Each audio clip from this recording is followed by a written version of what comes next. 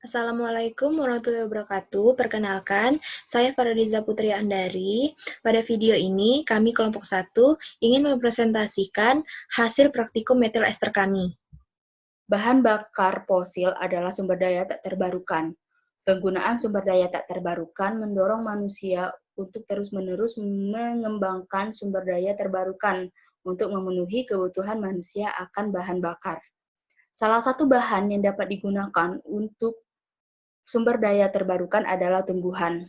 Minyak nabati dapat digunakan sebagai sumber daya terbarukan secara luas, akan tetapi minyak nabati tidak dapat langsung ditemukan di alam, sehingga perlu diproses lebih lanjut.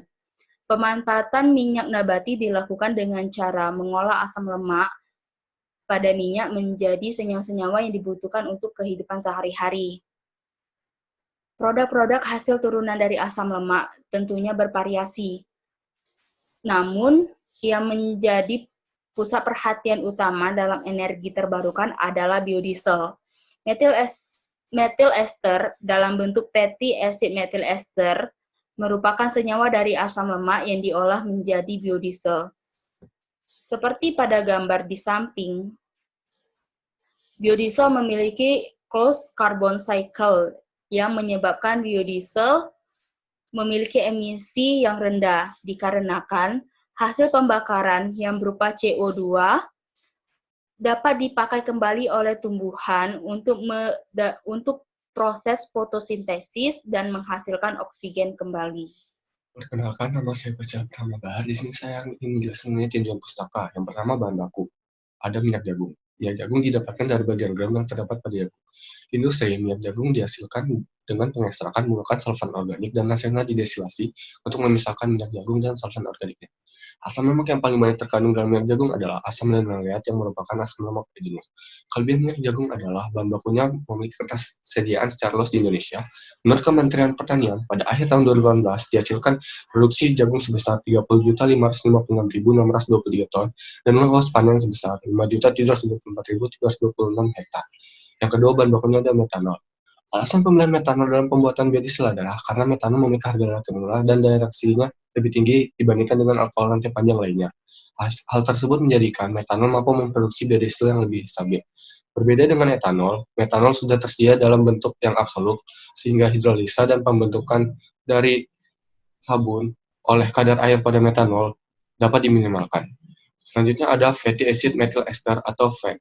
Ini merupakan sebutan untuk metil ester dari bahan baku berupa minyak nabati atau hewani. Biodiesel menggunakan FAM, bukan minyak nabati secara langsung karena pada FAM, kandungan asam lemak bebas telah diturunkan. Viskositas yang tinggi dan asam lemak dapat menyebabkan terbentuknya gam. Peristiwa pembukaan gam disebabkan oksidasi dan polimerisasi pada saat pembakaran dioksida karbon. Assalamualaikum warahmatullahi wabarakatuh. Perkenalkan, nama saya Muhammad Rifki Fazandava dari kelompok 1. Sekarang saya akan menjelaskan mengenai proses sintesis fatty acid metil ester. Yang di mana proses sintesis ini ada dua reaksi, yaitu reaksi esterifikasi dan transesterifikasi. Reaksi esterifikasi merupakan reaksi antara asam karboksilat dan alkohol dengan bantuan katalis asam menjadi ester dan air. Sedangkan pada reaksi transesterifikasi merupakan reaksi antara trigliserida dan alkohol menggunakan katalis menjadi gliserol dan metil ester. Kapan kita melaksanakan reaksi esterifikasi dan transesterifikasi? Apabila bahan baku yang akan digunakan memiliki kandungan free fatty acid atau asam lemak bebas lebih dari 5%, berarti kita harus melakukan reaksi esterifikasi terlebih dahulu, baru melakukan transesterifikasi. Apabila kandungan dari bahan baku kurang dari 5% kandungan FFA-nya, maka bisa langsung melakukan reaksi transesterifikasi. Baiklah, saya Rizka Safira dan saya akan menjelaskan tentang katalis yang digunakan pada proses produksi biodiesel. Jadi pada proses produksi biodiesel bisa menggunakan 3 katalis, yaitu katalis asam, katalis basa, dan katalis enzim. Namun yang sering digunakan adalah katalis asam dan katalis basa karena katalis enzim membutuhkan waktu reaksi yang lebih lama dan biaya yang lebih mahal. Pada proses esterifikasi itu biasanya menggunakan katalis asam, sedangkan pada proses transesterifikasi menggunakan katalis basa. Katalis basa homogen dipilih sebagai katalis untuk reaksi transesterifikasi biodiesel adalah karena kondisi operasinya rendah, tidak membentuk senyawa air selama proses, dan laju reaksi yang cepat, serta hasil konversi yang tinggi. Selanjutnya adalah metodologi percobaan. Percobaan pembuatan metil ester terbagi menjadi 3 tahap. Yang pertama adalah tahap esterifikasi untuk kandungan FFA besar dari 5%. Tahap kedua adalah tahap transesterifikasi untuk kandungan FFA kecil dari 5%. Dan tahap terakhir adalah tahap purifikasi. Pada percobaan metil ester kali ini, kami hanya melakukan 2 tahap, yaitu tahap transesterifikasi dan tahap purifikasi. Minyak yang digunakan dalam percobaan ini itu menggunakan minyak jagung. Minyak jagung akan dipanaskan terlebih dahulu dengan suhu 65 derajat Celcius pada labu leher 3 dengan hot plate yang dilengkapi dengan termometer. Suhu harus dijaga dengan 65 derajat Celcius agar saat pencampuran metanol dan NaOH, metanol tidak menguap. Reaktan yang berupa minyak dan metanol dan katalis yang berupa NaOH yang telah dilarutkan terlebih dahulu akan dicampurkan ke dalam labu leher 3 yang dilengkapi dengan magnetic stirrer agar campuran dapat bercampur sempurna. Pada rangkaian alat ini, kondensor berfungsi untuk mencegah menguapnya metanol, agar metanol dapat kembali lagi ke dalam minyak. Kemudian, biarkan campuran tersebut bereaksi selama 1 jam. Setelah 1 jam, campuran akan dipindahkan ke dalam corong pemisah dan didinginkan dan didiamkan selama 24 jam sehingga akan membentuk 3 lapisan, yaitu berupa metil ester, sabun, dan gliserol. Tahap selanjutnya yaitu tahap purifikasi. Pada tahap purifikasi, lapisan yang telah terbentuk akan dipisahkan dengan membuka keran bawah dari corong pemisah.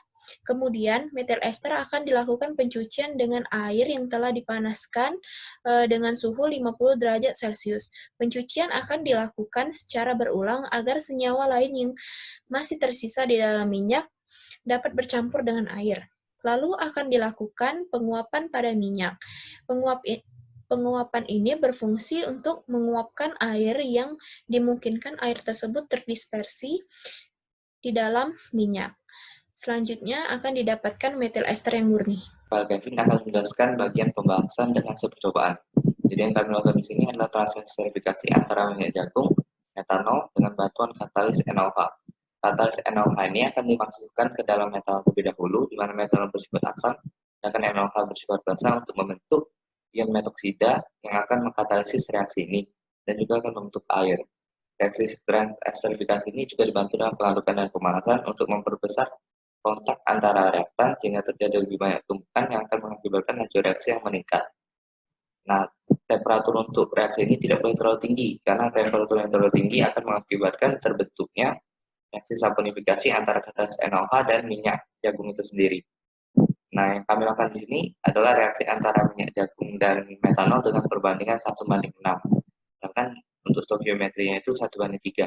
Kami pilih 1:6 untuk memaksimalkan konversi metil ester yang terjadi, di mana dengan reaktan yang berlebih akan lebih mungkin terjadinya akan lebih mungkin untuk menghabiskan semua reaktan. Tetapi pada bagian prakteknya terlihat bahwa hasil output di sini lebih besar daripada hasil input. Nah, hasil ini kan sebenarnya tidak mungkin. Hal ini mungkin terjadi karena adanya pengotor-pengotor pada produk yang ikut terhitung seperti air dan lain-lain. Berikut inilah gambar dari metil ester yang kami dapatkan dari hasil purifikasi dengan ciri-ciri sebagai berikut, di mana warna kuning bening ini merupakan ciri khas dari filter yang kami gunakan, yakni minyak jagung, sedangkan bau yang tidak menyengat di sini menandakan bahwa kondisi metil ester kami masih baik karena belum terjadi proses-proses yang dapat mengubah struktur kimia dari metil ester seperti proses hidrolisa dan proses oksidasi. Nah, untuk viskositas yang tidak terlalu kental ini juga menandakan bahwa gliserol yang dihasilkan dari transesterifikasi sudah dipisahkan dari produk kami. Nah, kandungan yang biasanya menjadi pengotor dalam metil ester sendiri adalah air. Kandungan air ini merugikan karena adanya air akan mengurangi kalori bakar jika metil ester digunakan sebagai biodiesel. Kandungan air juga dapat beresiko terjadinya reaksi reversible, di mana air akan menghidrolisa metil ester untuk kembali menjadi asam lemak yang akan mengurangi yield dari metil ester yang kita hasilkan. Kemudian kesimpulan dari percobaan kami adalah sebagai berikut. Sekian dan terima kasih.